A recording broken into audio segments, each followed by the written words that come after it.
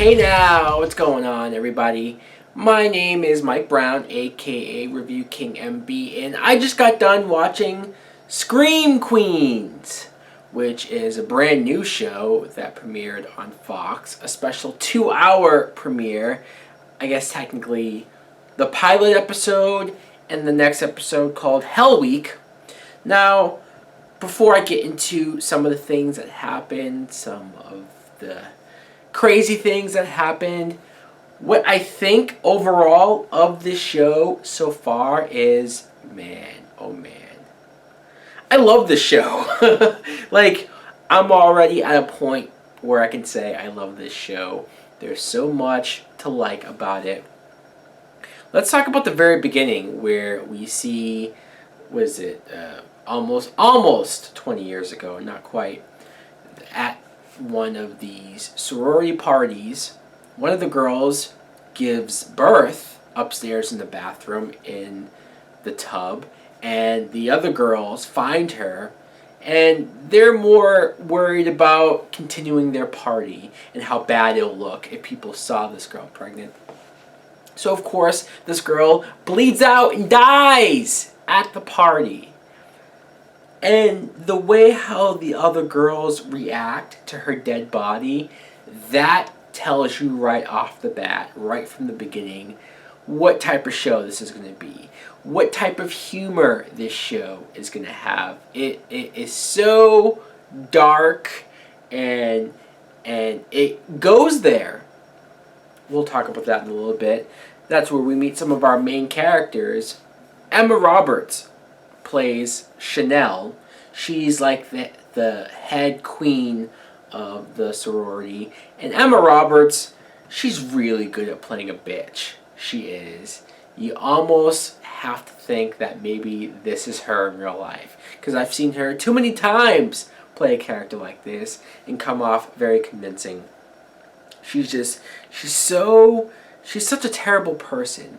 She's racist. She's homophobic. She's prejudiced. Like, some of the things that she says, I can't believe that they went there, that Fox let them get away with it. But I'm glad. I'm glad that this show is willing to go there, is willing to say, fuck this PC world that we live in, where everybody gets so annoyed and upset over the littlest things, that we can go this far on a TV show. That the Emma Roberts, like the scene where she's in the coffee shop and she's yelling and flipping out about how she wants her coffee, how it has to be 210 degrees, nothing else, and she's yelling, and then she just continues her conversation with the maid who she treats like absolute dog shit.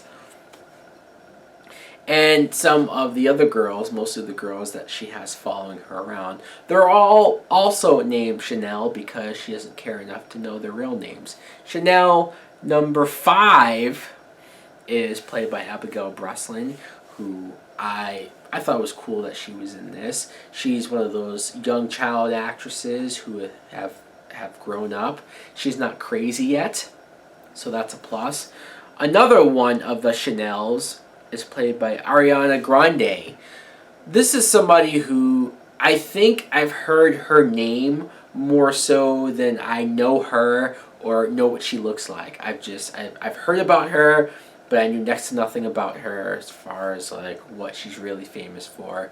I thought she was the weakest out of any of the actresses here, but luckily she didn't last that long. She had one memorable death and one hilarious death. Her death also is what sort of tells you what type of show this is going to be, how over the top this show is. I mean, she's literally getting stabbed to death, but it's more important for her to go onto her Facebook and post that she's being stabbed and ask for help that way instead of just, I don't know, calling the cops. And then she dies. But before she dies, she makes sure she gets up for one last breath to post that status. That had me laughing very well. Jamie Lee Curtis is the head master of the sorority. Her last name is Munch, which of course Emma Roberts immediately makes fun of her for being a lesbian, even though she's not really a lesbian. In fact, not only do I like Jamie Lee Curtis being on the show just because of her history with horror movies, it just makes sense to have a figure like her on this show, but they wrote her in an interesting way where she's kind of a slut. Like, she's sleeping with one of the college kids, she's hitting on one of the main character's father. Like, I'm like, okay, this is kind of different for Jamie Lee Curtis, especially at her age. And you know what, to be honest, for an older woman, she's still attractive. I have to admit, I probably would as well. Also, speaking of the main character's father, well, the main character, Grace, is played by Skylar Samuels, who, her face looked familiar. I looked her up and I realized that she was in that movie, The Duff.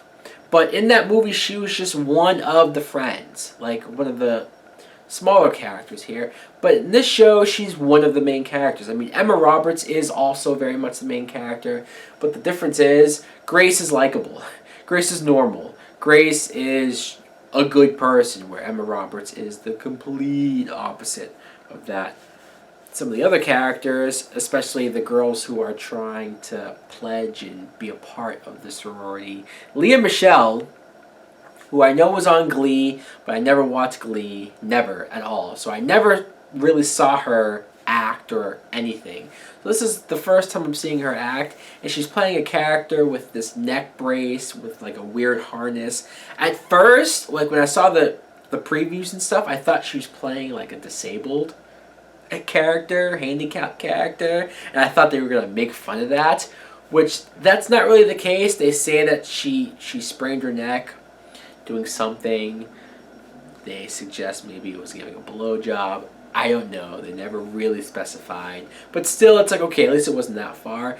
But to say that, also I liked Lea Michele in this. She was very funny, very creepy at times. But there's another girl in the group who's deaf. They call her deaf Taylor Swift. And that's when you realize, okay, maybe Lea Michele isn't disabled, but they're making fun of this deaf girl. Constantly making fun of her. The fact that she can't hear anything that they're saying. Ouch! Ouch! Ouch! But again, I love the show for fucking going for it. For saying, fuck it, why not?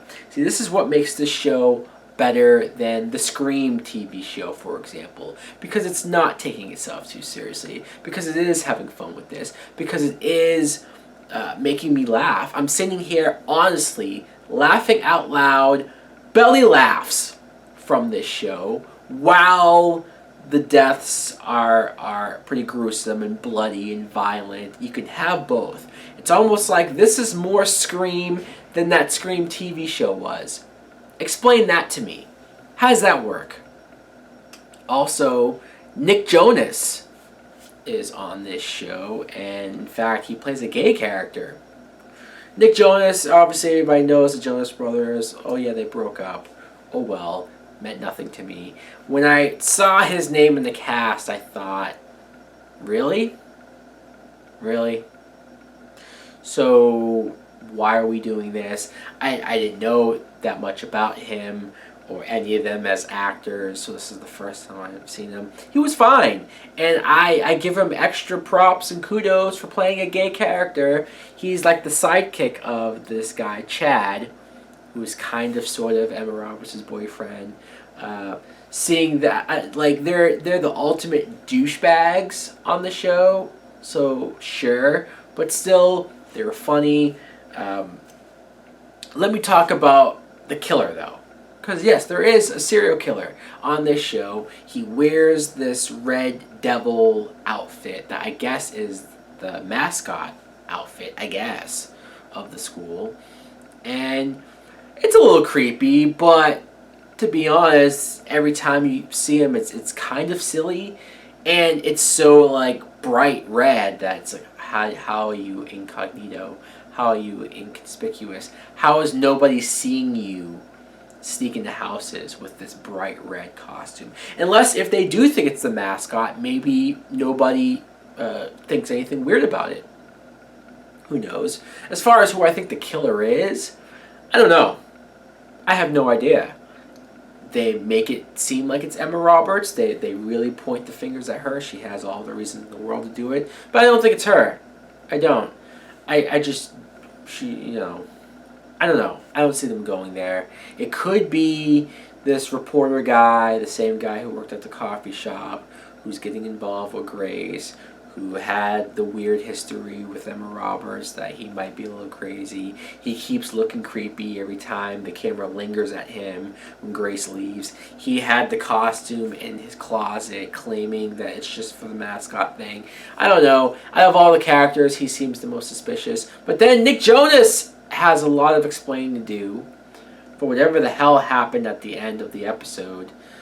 All in all, though, I'm loving it. I love the humor. I love how over the top it is. I love how fun it is. And I love how it's unpredictable.